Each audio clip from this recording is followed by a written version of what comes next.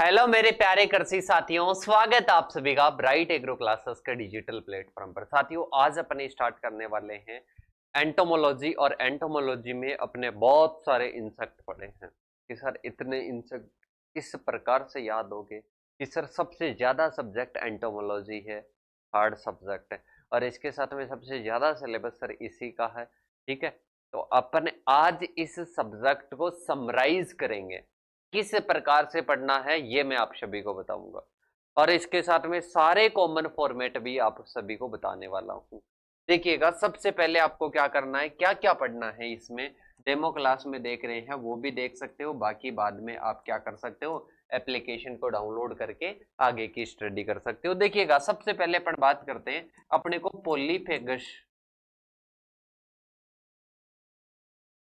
Polyphagous insect पढ़ने हैं। फिर इसके बाद में अपने को क्या पढ़ना है बेटा, फिर इसके बाद में अपने को जो माइनर जो अदर सब्जेक्ट के अदर क्रॉप्स के जो क्या है, अदर क्रॉप्स के जो इंसेक्ट है, मतलब अन्य फसलों के जो इंसेक्ट है वो अपने को पढ़ने हैं। फिर इसके बाद में अपने को क्या पढ़ना है, इनके कॉमन पॉइंट्स भी पढ़ने हैं, इनके कॉमन मैनेजमेंट हो गए, कोई लक्षण वगैरह हो गया वो अपने को पढ़ना है। चार्ट के माध्यम से भी इनको पढ़ना है, लॉन्ग भी आपको पढ़ाएंगे इनको। इसके बाद में जो अदर स्टोरेज बेस्ड है उनको थोड़ा अच्छे से पढ़ेंगे, स्टोरेज बेस्ड है। इसके साथ में 5 लास्ट के जो टॉपिक है, लास्ट के 3-4 टॉपिक है वो अपने को पढ़ने हैं। ये अपने इसकी क्या रहेगी बेटा, स्ट्रेटेजी रहेगी। कोई बड़ी बात नहीं है, कोई बड़ी बात नहीं, आराम से हो जाएगा, सब कुछ हो जाएगा। पहला क्या है, पॉलीफेगस इंसेक्ट, दूसरा माइनर अदर क्रॉप्स के, फिर इसके बाद में इनके कॉमन चार्ट वगैरह की दोबारा बात कर लेंगे, आपको चार्ट भी अवेलेबल करवा देंगे। फिर स्टोरेज बेस्ड पढ़ना है, और फिर इसके बाद में लास्ट वाले टॉपिक अपने को पढ़ने हैं। ठीक है, अब ये सब्जेक्ट जितनी हार्ड है उतनी आपको इजी बनेगी, और कोई साथी कंपटीशन के लिए इसको डिटेल से पढ़ना चाहता है उसको भी आसानी रहेगी, क्योंकि उसके लिए भी अपन कंटेंट अवेलेबल करवाएंगे दोनों के लिए। बस किसी को हार्ड नहीं समझना है, कोई भी स्टूडेंट ऐसे नहीं कि ये तो सर बहुत ज्यादा हार्ड है। बेटा, अगर आपने हार्ड मान लिया तो बिल्कुल ये हार्ड है।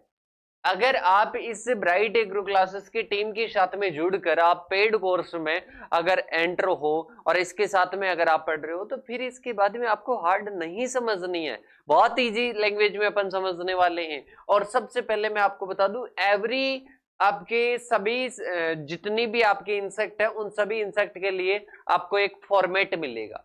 ठीक है, ये आपके लिए क्या है, एक फॉर्मेट है जिसमें आप सभी को क्या करना होगा, साइंटिफिक नेम, ऑर्डर, फैमिली लिखनी होगी। फिर इसके साथ में जैसे कि इसमें लिखा हुआ है, ठीक है, इसमें पूरा क्या बना हुआ है बेटा, फॉर्मेट बना हुआ है। अभी ये फॉर्मेट आपको क्या करना है, फॉर्मेट आपको पीडीएफ मिल जाएगी। ठीक है, इसमें ज्यादा अभी लोड नहीं लेना है।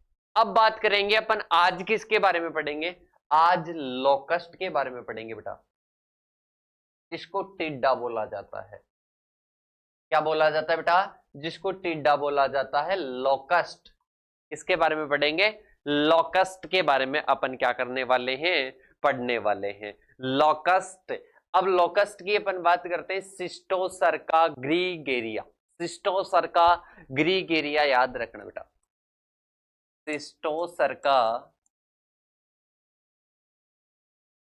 ग्रीगेरिया, क्या याद रखोगे बेटा, सिस्टोसर्का ग्रीगेरिया आपको क्या रखना है, याद रखना है। अब इसके बाद में आपको क्या याद रखना है कि ये कौन से वर्ग है, मतलब ये इसका क्या है, साइंटिफिक नेम है, सिस्टोसर्का ग्रीगेरिया, इंग्लिश में भी आप इसको लिख सकते हो। इसके बाद में अपने पास में आता है सिस्टोशरिया ग्रीगेरिया।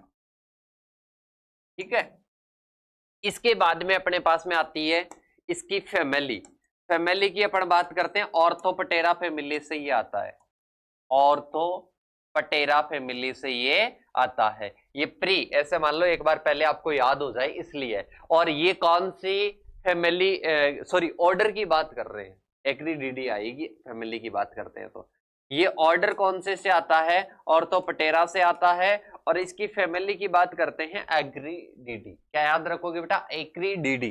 ठीक है, फैमिली में क्या याद रखोगे रे, एक्रीडीडी,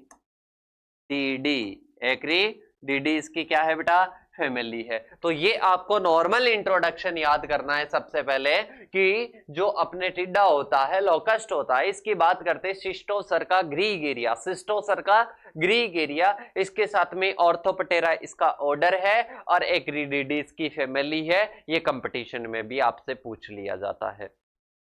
इसके साथ में ही अपन बात करते हैं, ये जो टिड्डा या जो अपन बात करते हैं इसको फड़का बोलते हैं, टिड्डा या जो फड़का बोलते हैं, ये क्या है बेटा, ये अपने पोलीफेगस की श्रेणी में आता है। पोलीफेगस की बात करते हैं,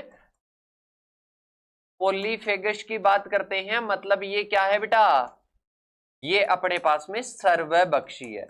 अब कि सर पोलीफेगस किसको बोला जाता है, कि सर पोलीफेगस किसको बोला जाता है, तो पोलीफेगस उन कीटों को बोला जाता है जो कीट क्या है बेटा, सभी को खाते हैं, सभी वनस्पतियों को खाते हैं। अरे साथ में कुछ भी सामने कोई भी वनस्पति आ गई, उस वनस्पति को छोड़ेंगे नहीं, उसको क्या कर देंगे बेटा, उसको खा जाएंगे, उसको चुन चुन कर क्या कर देंगे, उसको खा जाएंगे। तो ये अपने पास में क्या है, ये अपने पास में है बेटा लोकस्ट, सभी वनस्पतियों को खा जाती है, शिस्टोसर्का ग्रीगेरिया जिसको बोला जाता है। इसके साथ में ही अपन बात करते हैं, ये इंटरनेशनल इनेमी भी होता है, मतलब इसको अंतरराष्ट्रीय शत्रु के रूप में भी जानते हैं। अंतरराष्ट्रीय शत्रु कैसे, अरे बेटा ये जब आता है ना, अपन बात करते हैं, ये कुछ भी नहीं, टिड्डी जिसको बोलते हैं, टिड्डी का दल आता है, ऐसा गरवाड़ों ने भी कभी बोला होगा, थालियां आपने भी बजाई होगी, 4-5 साल पहले भी आया था भी, ठीक है। तो अपन बात करते हैं, इनमें याद रखना लगभग 5000 जातियां पाई जाती है, विश्व में बात करते हैं, वर्ल्ड में बात करते हैं तो फड़के की 5000 जातियां पाई जाती है। और इनमें बात करते हैं 9 प्रजातियों को, मतलब सभी टिड्डियां क्या नहीं होती है, फड़के नहीं होते हैं, सभी सॉरी सभी टिड्डे क्या नहीं होते, टिड्डे नहीं होते हैं। अपन बात करते हैं सभी टिड्डी क्या होती है, फड़के होते हैं। तो अपन बात करते हैं 9 प्रजातियों को ही क्या दी गई है, मतलब 5000 प्रजातियों में से फड़के की कितनी है, 5000 प्रजातियां है ना, तो उसमें से 9 प्रजातियों को ही क्या दिया गया है, 9 प्रजातियों को ही टिड्डी की संख्या दी गई है। और इस टिड्डी की बात करते हैं, लोकस्ट की बात करते हैं, तो लोकस्ट की राजस्थान में 3 जातियां पाई जाती है। एक अपन बात करते हैं डेजर्ट लोकस्ट, डेजर्ट लोकस्ट, मतलब अपन बात करते हैं रेगिस्तानी, रेगिस्तानी टिड्डी। पहले कौन सी हो जाएगी बेटा, रेगिस्तानी टिड्डी। दूसरी की अपन बात करते हैं, पहले डेजर्ट हो गई, दूसरी की बात करते हैं माइग्रेटरी, माइग्रेटरी लोकस्ट, मतलब जिसको अपन क्या बोलते हैं बेटा, प्रवासिनी टिड्डी, प्रवासिनी टिड्डी जिसको बोलते हैं ना, वो क्या है अपने पास में माइग्रेटरी लोकस्ट। एक अपने होती है बम्बैया लोकस्ट, कौन सी होती है बेटा, बम्बैया लोकस्ट, ठीक है। अब इसका बॉटनिकल नेम क्या हो जाएगा, शिस्टोसर्का ग्रीगेरिया फॉर्कसेल,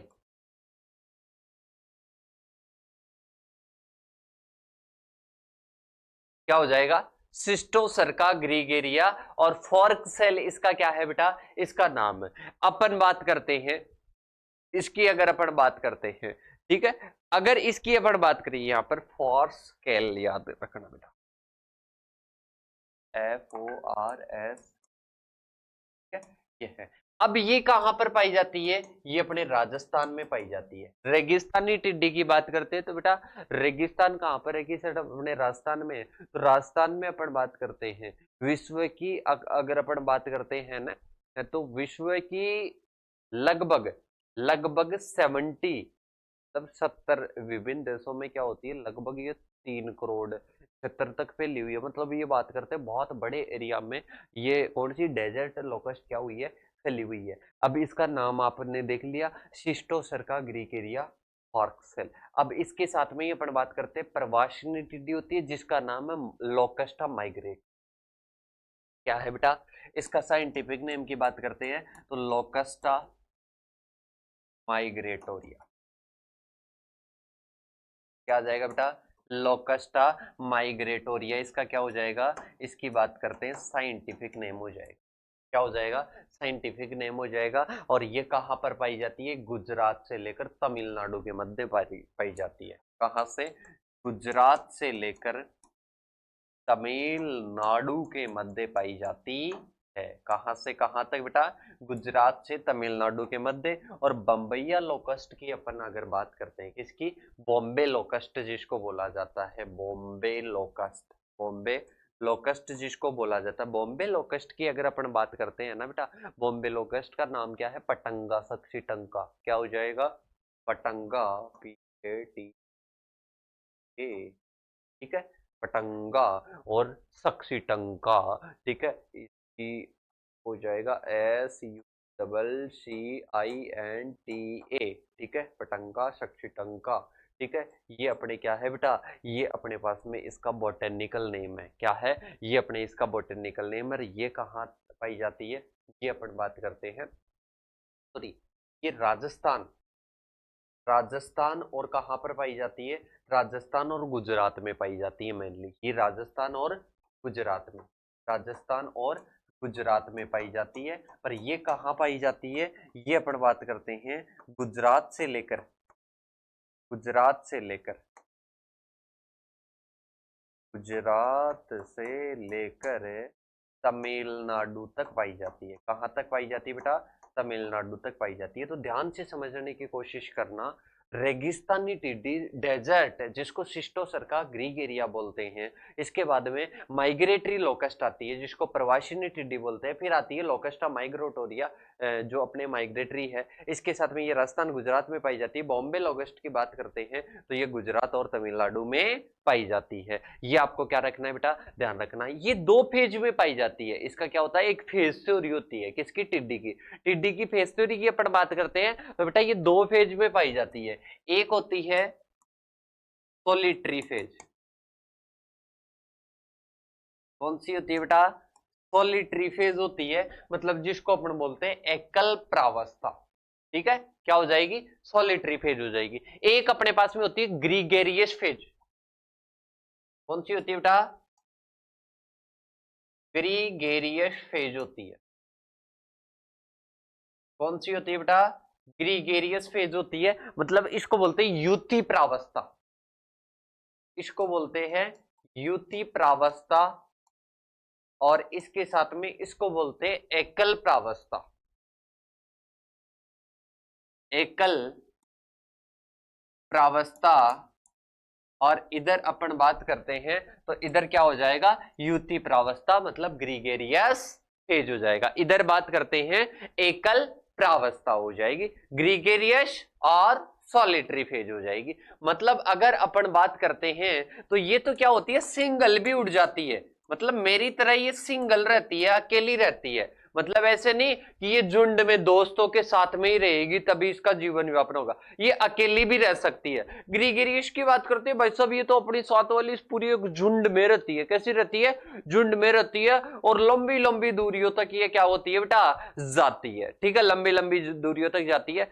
अब बात करते हैं, एक ट्रांजिएंट फेज होती है, कौन सी होती है, ट्रांजिएंट फेज होती है। कि सर ट्रांजिएंट फेज क्या होती है उसको समझना, ट्रांजिएंट फेज होती है, ट्रांजिएंट फेज की अपन बात करते हैं बेटा, समझ जाना, ये अकेले में पाई जाए तो ये वाली फेज है, अगर इसमें पाई जाए तो ये वाली फेज है। अब इसमें ट्रांजिएंट फेज किसको बोलते हैं, ट्रांजिएंट अवस्था बोल सकते हो इसको, अवस्था। ट्रांजिएंट अवस्था का मतलब क्या होता है, इस अवस्था से इसमें जाना या इससे इसमें जाना, मतलब ये अपनी अगर फेज चेंज करती है, ठीक है, तो उस अवस्था को, बीच में आने वाली अवस्था को क्या कहते हैं, ट्रांजिएंट फेज कहते हैं। क्या कहते हैं बेटा, ट्रांजिएंट फेज कहते हैं। तो ये आपको क्या रखना है, ध्यान रखना है, याद रखना है। इसके बाद में अपन बात करते हैं, ये दो प्रकार की एकल प्रावस्था और इसमें युति प्रावस्था होती है। कई बार इनकी प्रावस्थाओं के बारे में पूछ लिया जाता है। इसके बाद में आपसे क्वेश्चन पूछा जाएगा सिंपल सा, होस्ट प्लांट बताइए, होस्ट प्लांट बताइए, मतलब पोषक पौधे बताइएगा।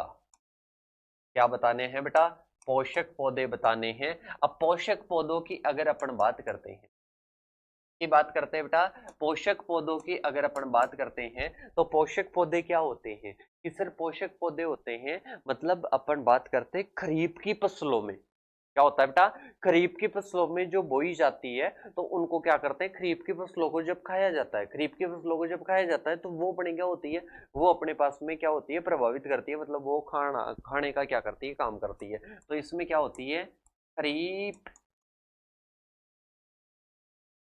फसलें होती है, मतलब बात करते हैं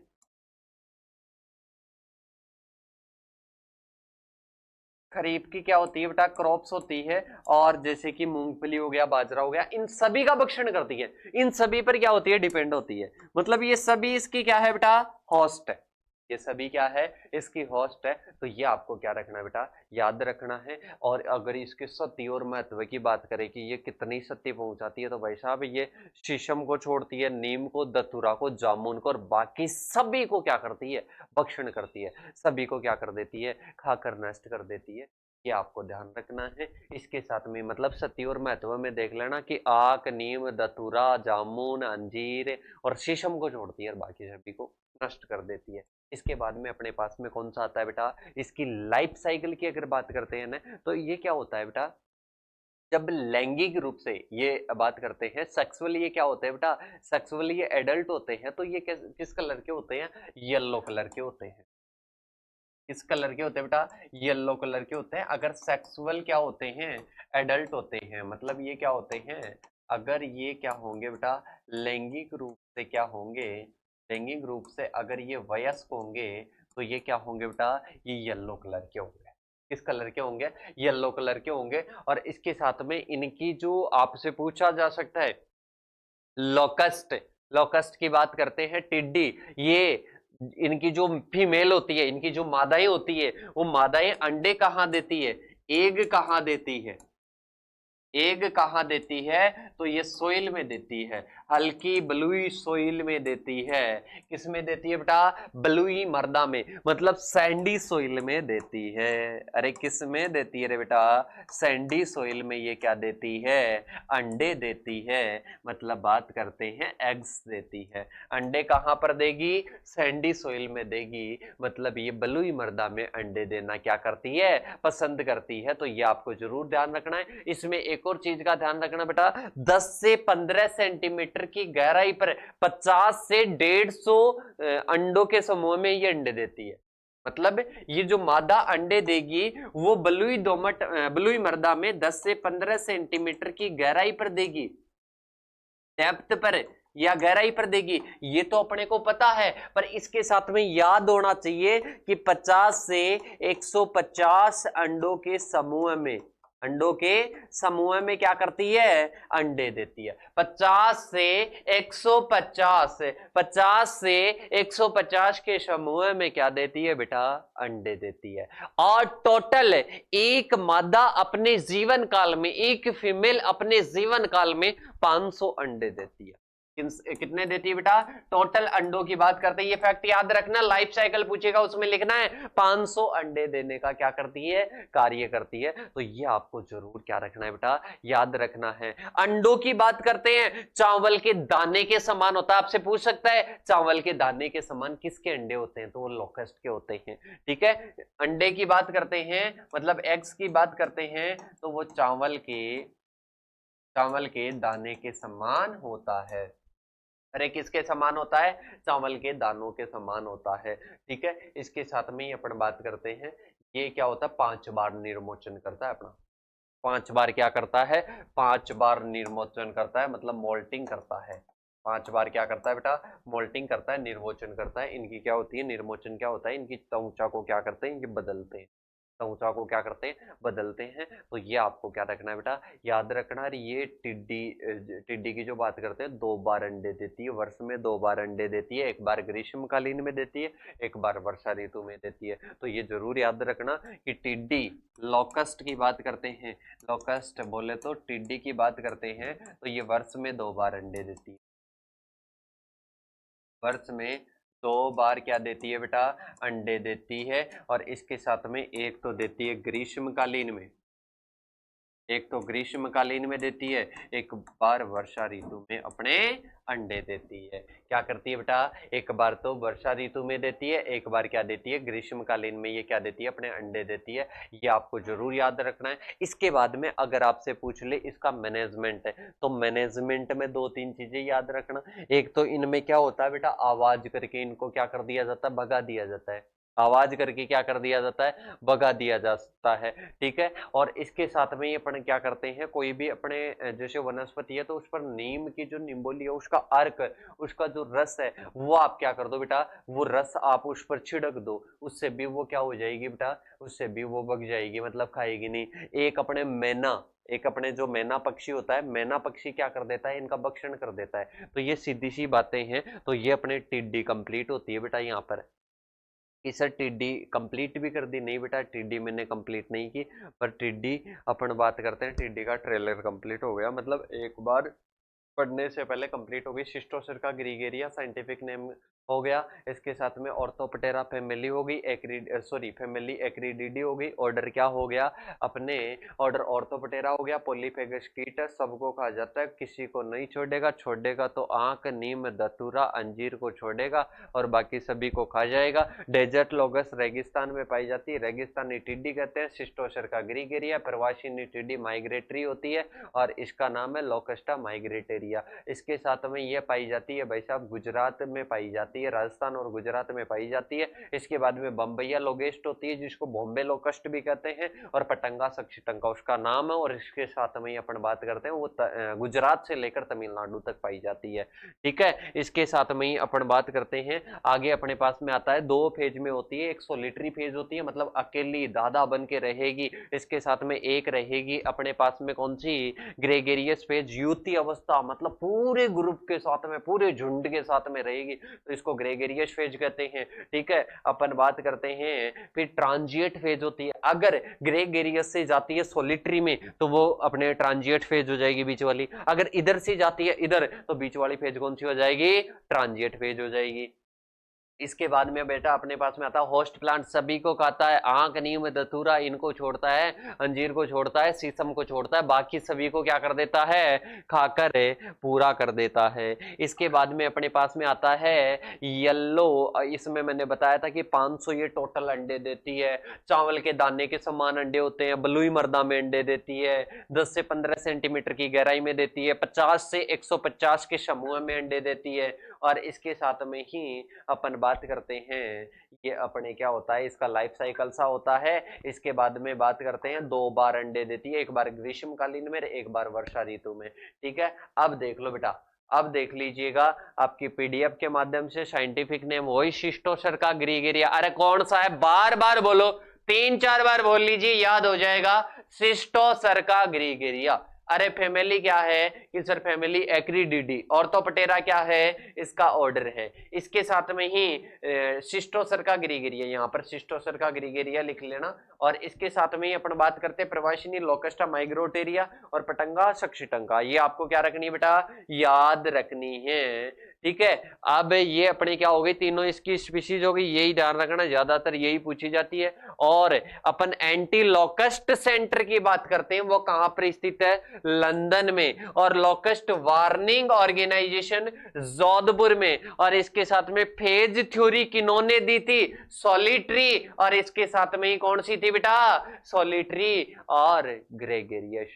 ठीक है, तो अपन बात करते हैं कि सर ग्रेगेरियस मतलब अपन बात करते हैं ये क्या होती है, संयुक्त होती है। तो ये बोरिश वुवरेन ने दी थी। इसके साथ में बात करते हैं कि सर ये जो बात करते हैं बोरिश यूवेरेव है, अब इन्होंने क्या किया, इन्होंने 2 फेज दे दी, एक ग्रेगेरियस एक दे दी सोलिटरी। सर ये यूवेरोव की अपन बात करते हैं, ये यूवेरोव ने कब दी थी सर, ये तो मेरे को भी नहीं पता है क्योंकि मैंने भी बुक में नहीं पढ़ा, पर इसके साथ में इन्होंने ही बताया था, किसके बारे में बताया था, इन दोनों के बारे में बताया था कि एक क्या होती है सोलिटरी फेज होती है और एक क्या होती है ग्रेगेरियस, दोनों के बारे में डिटेल मैंने बता दी थी, वही है, ज्यादा आपको डीपली नहीं जाना है। डिस्ट्रीब्यूशन ये अमेरिका में और बहुत जगह पर पाई जाती है बेटा, बहुत बड़े 3 करोड़ वर्ग किलोमीटर एरिया में फैली हुई है ये क्या, लोकस्ट या टिड्डी।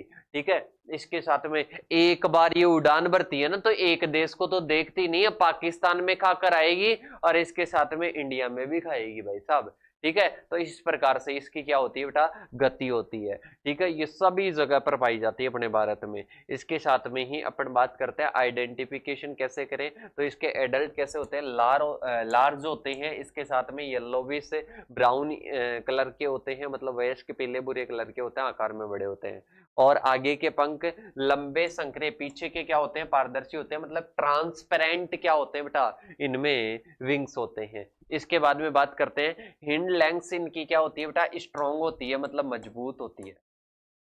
हिंड लेंग्स की बात करते हैं तो वो मजबूत होती है, ये आपको याद रखना है। जंपिंग मतलब ये कूदने के लिए क्या होती है बेटा, रेडी होती है। इसके साथ में बात करते हैं ग्रेगेरियस फेज में क्या होता है, लोकस्ट ह्यूज स्वाम्स, मतलब इसमें बात करते हैं झुंड बनाकर हमला करते हैं। मैंने कहा था दो प्रकार की फेज है, एक सोलिटरी अकेले रहेंगे, एक ग्रेगेरियस मतलब झुंड में रहेंगे, तो झुंड में हमला करेंगे, एक क्या होंगे, एक नॉर्मल करेंगे। इसके बाद में अपने पास में आता है होस्ट रेंज, मतलब ये तो बहुबक्सी है, मतलब ये तो सभी को खाता है, ठीक है। और मैंने बताया था कि किस किस को छोड़ता है, ये आंक, नीम, धतूरा, अंजीर, शीशम को छोड़ता है, बाकी सभी को क्या करता है बेटा, खाता है, ठीक है। और मेनली ये खरीफ की फसलों को क्या कर देता है, खाकर नष्ट कर देता है, ठीक है। इसमें क्या होता है, नीम पे और एडल्ट दोनों फसल को क्या करते हैं बेटा, खाते हैं, ठीक है। ये पत्तियों को भी नहीं छोड़ते, फूलों को, फलों को, सभी को खा जाते हैं बेटा। इसके बाद में बात करते हैं, ये क्या करते हैं, खेत की सारी पत्तियों को खाकर सिर्फ उनका डंठल डंठल छोड़ देते हैं, मतलब अगर आपको कहीं पर भी देखोगे ना टिड्डी का आक्रमण होगा तो सब पत्तियों को खा जाएगी, पत्तियां वगैरह कुछ भी नहीं बचेंगे, डंठल डंठल बचेंगे। तो समझ मतलब कुछ ही बड़े झुंड आ जाए ना, मतलब एक ग्रेगेरियस फेज में एक झुंड आ जाए ना तो किसी को नहीं छोड़ेगी, मतलब सभी को क्या कर देगी, अकाल की जैसी स्थिति क्या कर देगी, उत्पन्न कर देगी। अब बात करते हैं कि इसकी बायोलॉजी, बायोनोमिक्स की बात करते हैं तो ये कितने अंडे देती है बेटा, ये एक बार में कितने देगी, 100 से 150, मतलब 50 से 150 अंडे देगी। और इसके साथ में ही अपन बात करते हैं टोटल अंडों की बात कर देता हूं, तो कितने, 500 अंडे देती है टोटल, ठीक है। इसके साथ में ही बात करते हैं आगे की ओर, बिना पंखों वाले झुंड बनाकर चलती है, 5 से 6 अवस्थाओं से क्या होते हैं बेटा, गुजरते हैं। इसके बाद में बात करते हैं एडल्ट की बात करते हैं, एडल्ट की बात करते हैं तो वयस्क लंबे समय तक जीवित रहते हैं, सैकड़ों किलोमीटर तक क्या होते हैं, उड़ान भरते हैं। मैंने कहा था कि ये लंबी दूरी तक चलते हैं। गर्मी और बरसात में क्या करते हैं, मतलब 2 बार ये क्या देते हैं, ये प्रजनन करते हैं, ये मैंने बताया था, एक गर्मियों में, एक कब करते हैं, ग्रीष्मकालीन में और वर्षा ऋतु में। इसके साथ में मैनेजमेंट की बात करते हैं, कल्चरल प्रैक्टिसेस की, गहरी जुताई करके अंडों को नष्ट करना है, जल्दी बुआई करनी है। इसके साथ में ही मैकेनिकल की बात करते हैं, खाइया वगैरह बनानी है, आग, धुआं, शोर की बात करते हैं, भाई सब आवाज करनी है, भग जाएंगे। इसके साथ में ही अपन बात करते हैं प्राकृतिक शत्रु में, मैंने अभी क्या बताया था, मैना बताया था, क्या बताया था बेटा, मैना बताया था। तो मैना आपको क्या रखना है, याद रखना है। केमिकल कंट्रोल में मेलाथियान और क्लोरपाइरिफॉस का आपको क्या रखना है, याद रखना है। आईपीएम आपको क्या रखना है, पहले से ही ध्यान रखना है बेटा, पहले से ही ध्यान रखना है कि आक्रमण तो नहीं हुआ। अब मैं आपको बता देता हूं बेटा, ये मैंने आपकी डिमांड से, मैं चाहता तो बहुत कम टाइम में और बहुत अच्छे से आपको क्लियर करवा देता, पर फिर आप बोलते कि सर उस इंसेक्ट को आपने नहीं पढ़ाया, उसमें आपने नहीं बताया, तो वो वन शॉट में मैं कर दूंगा बहुत अच्छे से, ठीक है। जो समझना चाह रहे हैं, अलग सेमेस्टर में वो पढ़ाते हैं ना, उस तरीके से पढ़ना चाहते हैं तो बेटा मैं बिल्कुल कवर करवा दूंगा, डोंट वरी। इसमें याद रखना है सिस्टोसर का ग्रीगेरिया, 5 मिनट में बता रहा हूं क्या क्या याद रखना है। सिस्टोसर का ग्रीगेरिया साइंटिफिक नेम ऑर्थोपटेरा, इसका ऑर्डर हो जाएगा, फैमिली इसकी एक्रिडिडी हो जाएगी, 3 इसकी प्रावस्था, 3 इसकी क्या होती है, प्रजातियां होती है, मेनली राजस्थान में पाई जाने वाली पटंगा, सक्सीटंका, जिसकी बात करते हैं बॉम्बे, गुजरात से तमिलनाडु तक पाई जाती है। इसके साथ में ही परवासिनी टिड्डी, माइग्रोटरी जिसको बोलते हैं, लोकस्टा माइग्रोटोरिया, ये कहां से, ये पाई जाती है राजस्थान और गुजरात में। इसके साथ में ही एक राजस्थान में पाई जाने वाली कौन सी है, डेजर्ट सिस्टोसर का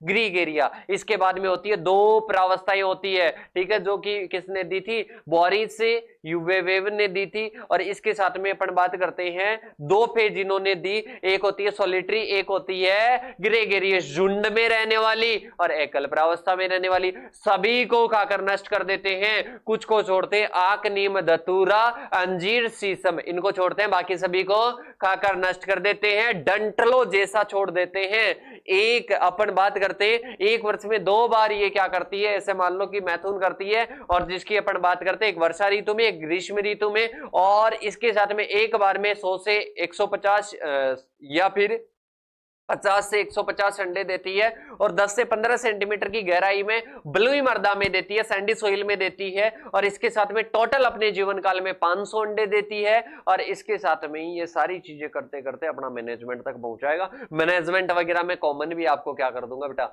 बता दूंगा। तो आई होप आप सभी को ये सारी चीजें समझ में आ गई। बस इतनी जो मैंने अभी रिपीट की ना, मुंह से जो बोली बस वो याद होनी चाहिए, बाकी तो अपन जीत लेंगे, याद कर लेंगे बेटा, ठीक है। तो ये आज का डेमो क्लास भी हो गया, और आई होप आपको लोकस्ट भी समझ में आ गया। अब थोड़ा सा अपने को क्या करना, रफ्तार पकड़नी है, बढ़िया तरीके से समझना है सभी टॉपिकों को।